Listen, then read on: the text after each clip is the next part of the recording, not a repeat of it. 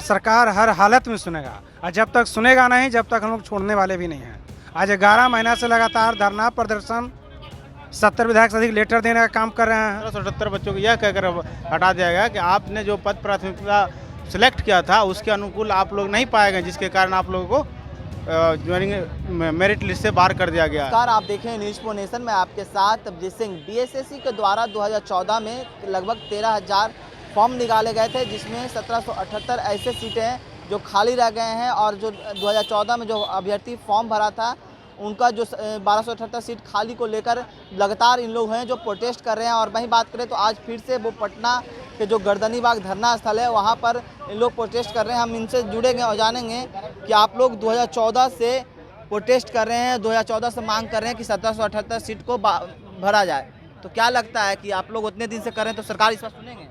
सरकार के तो सुनना पड़ेगा, और सरकार हर हालत में सुनेगा, और जब तक सुनेगा नहीं जब तक हम लोग छोड़ने वाले भी नहीं हैं। आज 11 महीना से लगातार धरना प्रदर्शन, 70 विधायक से अधिक लेटर देने का काम कर रहे हैं। अध्यक्ष महोदय से मिले हैं, बिहार विधानसभा भी मिले हैं, लेकिन जब तक नहीं देंगे जब तक हम लोग छोड़ने वाले भी नहीं हैं। अब धरना जारी हुआ गर्दनी बाग से, अब ये प्रत्येक गली मोहल्ला में 38 जिला में हम करेंगे, 38 प्रखंड में करेंगे। और जब तक हम लोग का नियुक्ति पद 1778 अभ्यर्थियों को नहीं देंगे जब तक हम लोग छोड़ने वाले हमसे नहीं है। लेकिन 1778 सीट क्यों खाली रह गया, क्या बताया गया आयोग के द्वारा? आयोग द्वारा जो पहले काउंसलिंग में लिस्ट जो निकाला गया था उसमें कहा गया था आप लोग पद प्राथमिकता के अनुकूल पाए गए हैं। 14,410 बच्चों को बुलाया गया था। और जब फाइनल मेरिट लिस्ट आया तो उस समय 1778 बच्चों को यह कहकर हटा दिया गया कि आपने जो पद प्राथमिकता सिलेक्ट किया था उसके अनुकूल आप लोग नहीं पाए गए, जिसके कारण आप लोगों को ज्वाइनिंग मेरिट लिस्ट से बाहर कर दिया गया है।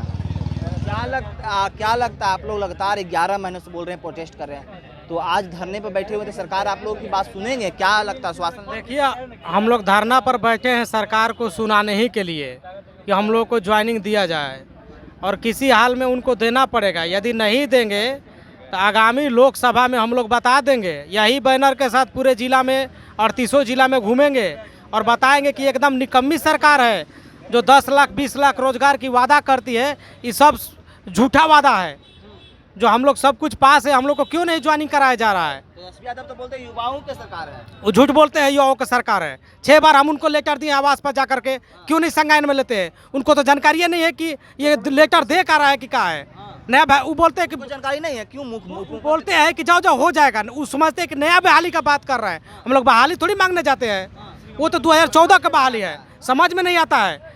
जब बहाली निकला था उस समय माननीय जीतन राम मांझी जी की सरकार थी, उनका बहाली निकाला हुआ है। और ये लोग गांधी मैदान में ज्वाइनिंग बांट दे रहे हैं।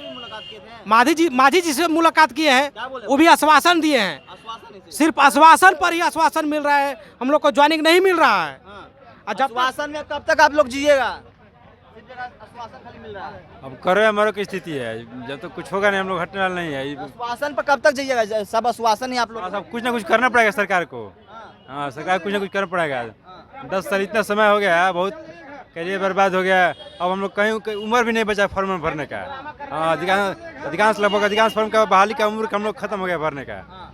युवाओं का सरकार बोलते हैं तेजस्वी यादव, उस पर क्या कहिएगा? वो तो झूठ बोलते हैं। 10 लाख 20 लाख है, 9 साल का बहाली हो गया है, 10 लाख 20 लाख बोलते हैं। 2000 का पहले कंप्लीट कीजिए ना आप। सारा परीक्षा पास करके हम लोग बैठे हैं, पीटी में स्टाफिक सब परीक्षा पास करके बैठे हैं, पहले उसको आप ज्वाइनिंग दिलवाइए ना, तब 10 लाख के बाद कीजिएगा ना। ये लोग केवल बोलते हैं, लोग हाईलाइट में न्यूज में बने रहने के लिए बड़ा बड़ा बात करता है लोग, बस।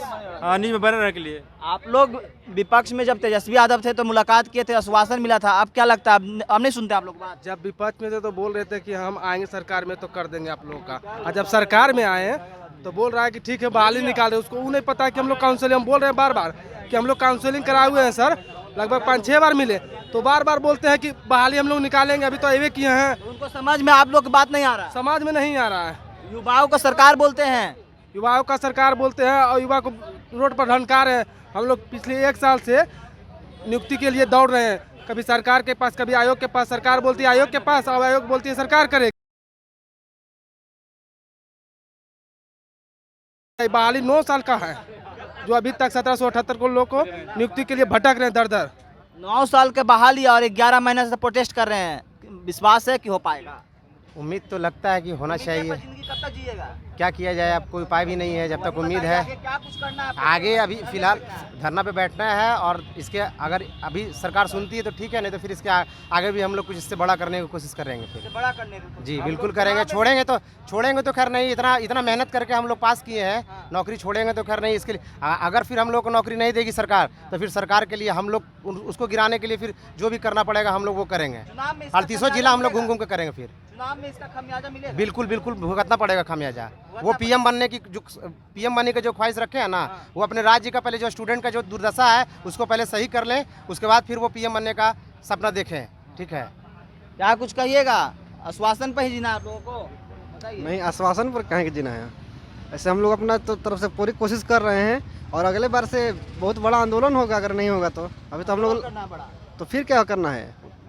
चुनाव आने वाला है 24 से 25, इसमें खमियाजा भी है। नहीं तो वहाँ पर तो विरोध होगा ही, चुनाव में तो विरोध होगा ही इनका। अभी भी हम लोग अभी तो लड़ रहे हैं अपने तरह, सरकार से भी लड़ रहे हैं, फिर चुनाव से अपने मत से हम लड़ेंगे। हाँ, क्या कुछ कहिएगा? 9 साल की बहाली, 1 साल प्रोटेस्ट। इसमें कहना तो जरूर निश्चित रूप से कहेंगे कि तेजस्वी यादव जो वहाँ पर गए थे, उन्होंने पहले कहा था कि निश्चित रूप से आप लोग का मांग जायज़ है, अगर मेरी सरकार आएगी तो आप लोग को पहले काम ये किया जाएगा। पहले आपकी जो मांग है अब ये निश्चित रूप से जायज़ है, आप लोग का मांगना भी जायज़ है, और हम लोग को निश्चित विश्वास है कि ये काम होगा। और हम लोग नहीं, इसके लिए हम 9 साल से नहीं, ये अब इतना दिन तो झेल ही चुके हैं, लेकिन अगले आने वाले समय तक जब तक लगी नियुक्ति प्रक्रिया हम लोग को नहीं मिल पूरी होती है, तब तक हम लोग आगे इसी तरह से जारी रखेंगे। जारी रखना है, जारी ऐसे ही रखना है। आप लोग मांग कर ऐसी हैं, हम लोग जब सब लेंगे नहीं तब छोड़ेंगे नहीं। तो आपने साफ तौर पर सुना, जो तमाम अभ्यर्थियों को करना है कि जब तक हम लोग नौकरी नहीं लेंगे, जब तक छोड़ेंगे नहीं, और हमारा जो मांग है वो जायज़ है और प्रोटेस्ट जारी रहेगा। और इनका साफ तौर पर कहना है कि तेजस्वी यादव विपक्ष में थे तो आश्वासन सिर्फ देते थे, लेकिन तेजस्वी यादव जब सत्ता पक्ष में है तो हम लोग इग्नोर कर रहे हैं। लेकिन तेजस्वी यादव को समझ ही में नहीं आ रहा है कि हम लोग को क्या मांग है, वो सिर्फ आश्वासन ही देते रह रहे हैं। इस तमाम खबरों को बनाए न्यूज़4 नेशन के साथ नमस्कार।